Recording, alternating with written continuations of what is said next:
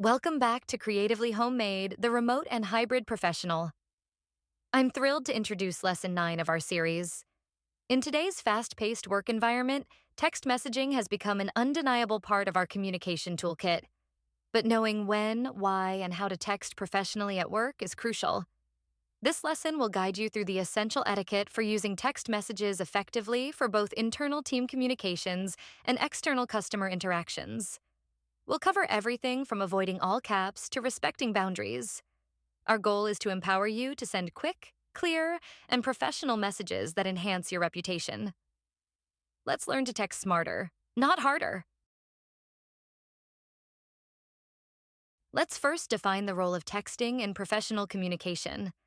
Texting is primarily for quick, urgent, or brief information. Think short updates, quick confirmations, or immediate alerts.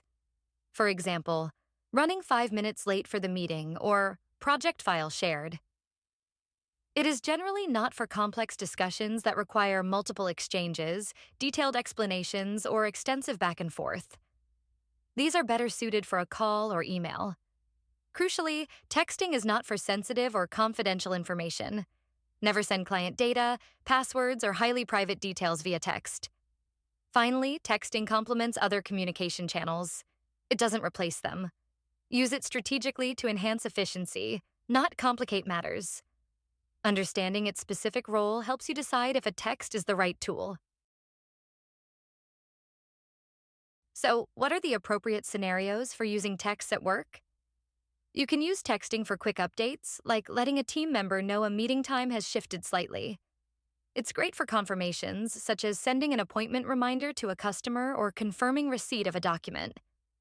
Texting is also ideal for brief questions that require a simple yes or no answer, or a very short piece of information, like, "Are you free for a quick call at 2?"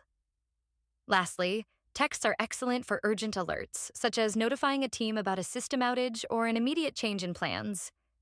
The key here is brevity and urgency. If a message can be communicated effectively in 1 or 2 short sentences and requires immediate attention, texting might be the right choice. Just as important as knowing when to text is knowing what not to text. Avoid sending sensitive or confidential information. This includes private customer data, financial details, or internal strategic discussions. Texts are not secure enough for such content. Do not use texts for complex discussions or negotiations that require nuance, detailed explanations, or multiple back and forth exchanges. These are best handled on a call or in a meeting. Never deliver bad news or critical feedback via text. It lacks the empathy and personal touch needed for difficult conversations. Similarly, avoid emotional or conflictual conversations through text. Tone can easily be misinterpreted, and it's hard to de-escalate without a direct conversation. When in doubt about content, always choose a more formal or direct communication method. When you do text for work, your tone and language must remain professional. First, avoid all caps. In digital communication, all caps is perceived as shouting or being aggressive, which is rarely appropriate in a professional context. Second, limit emojis and excessive abbreviations.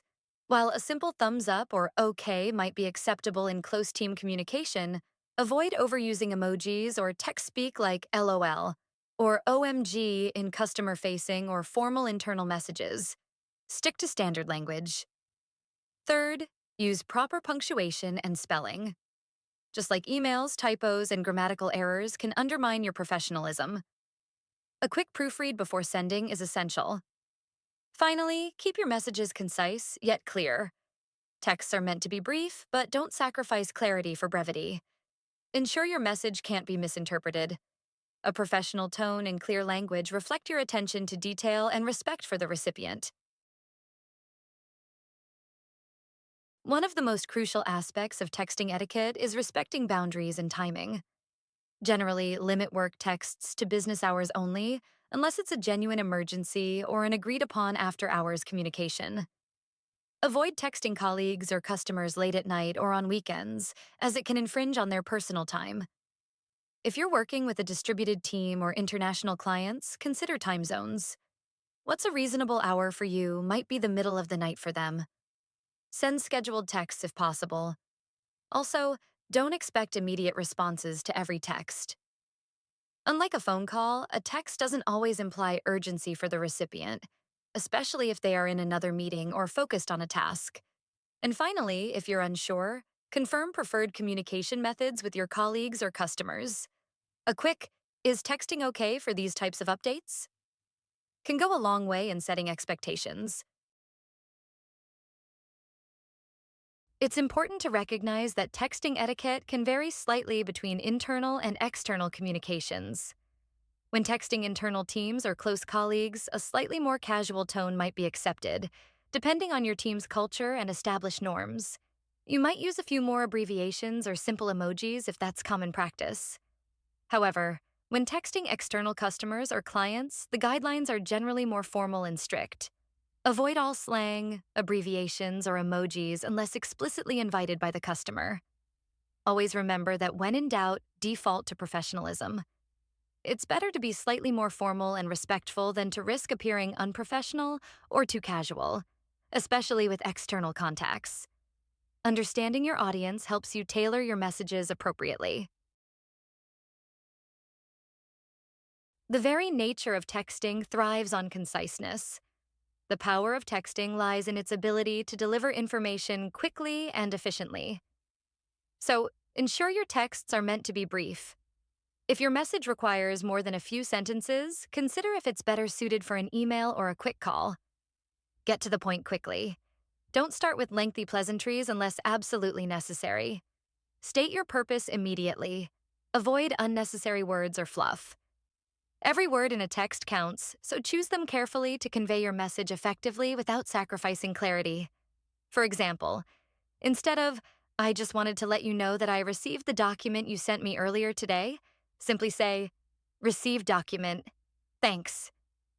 Being concise makes your texts easy to read, understand, and act upon, which is highly valued in a busy work environment. To further master your professional texting skills, I've compiled some excellent resources for you. On this slide, you'll find highly recommended books that delve into digital etiquette and modern workplace communication, such as Digital Etiquette for Dummies by Lori Kaufman and The New Rules of Work by Alexandra Kavallakos and Catherine Minshew. You might also find It's the Manager by Jim Clifton and Jim Harder, insightful for understanding overall communication best practices. Additionally, there are valuable online tools and practices, like always consulting your company's communication guidelines, creating quick texting templates, and doing a rapid self-reflection before sending any work-related text. For all the full details and where to find these, please make sure to check the comprehensive description below this video. Let's connect this all together. Texting etiquette truly rounds out your agile communication toolkit. We started with Lesson 1, Vocal Mastery, then crafted your Lesson 2, Phone Persona. Lesson 3 helped you overcome call anxiety, and Lesson 4 focused on eliminating fillers. Lesson 5, Active listening became your foundation for understanding, leading to Lesson 6, Persuasion and Influence to guide decisions. Lesson 7, Navigating Zoom and Teams polished your virtual presence. Lesson 8, Email Etiquette solidified your written professionalism. Now, Lesson 9, Texting Etiquette ensures your quick, timely messages are also professional and effective. You are building a fully equipped communication arsenal that allows you to choose the perfect tool for every interaction, making you an incredibly versatile and effective remote or hybrid professional. Your journey to becoming a master of professional communication is expanding. I encourage you to know when and what to text, and when to choose a different channel. Always strive to keep your messages professional and concise, respecting the brevity of the medium. And critically, respect boundaries regarding timing and content.